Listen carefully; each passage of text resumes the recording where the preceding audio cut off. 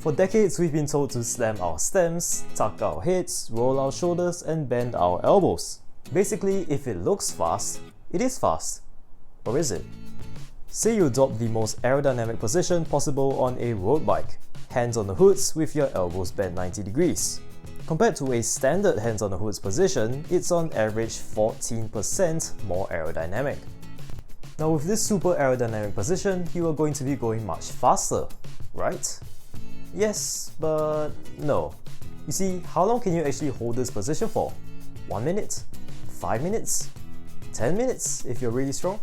Say you go for a 30-minute ride and you can only hold your most aerodynamic position for 20 minutes. Hands on hoods, neck down, shoulders rolled.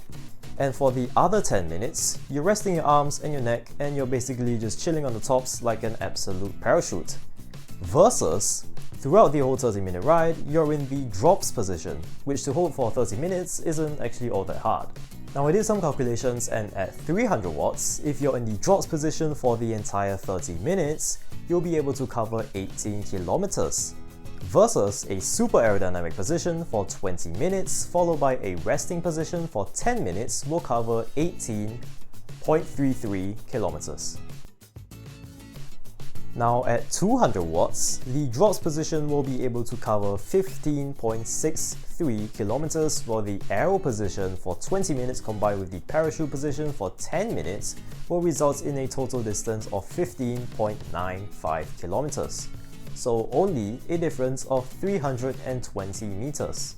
So in theory, despite being an absolute parachute in the last 10 minutes, combined with the fact that you're in an aerodynamic position for the first 20 minutes, you'll be able to cover more distance than a standard drops position. However, in reality, that's not quite the case. Have you ever tried holding a super aerodynamic position? Breathing is much harder, and unless you're flexible, your hip mobility will affect your power output. Studies show that in a super aerodynamic position, the downsides like difficulty in breathing and putting out power can go as far as to negate the positive effects of riding in an aerodynamic position.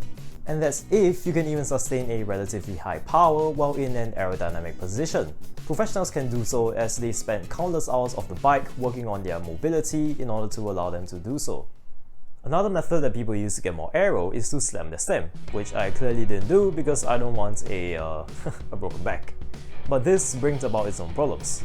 It may be fast, in theory, but again, in reality, if your handlebars are too low and you're forced to be stretched out, you spend most of your time in a relaxed position, or worse, in the drops position.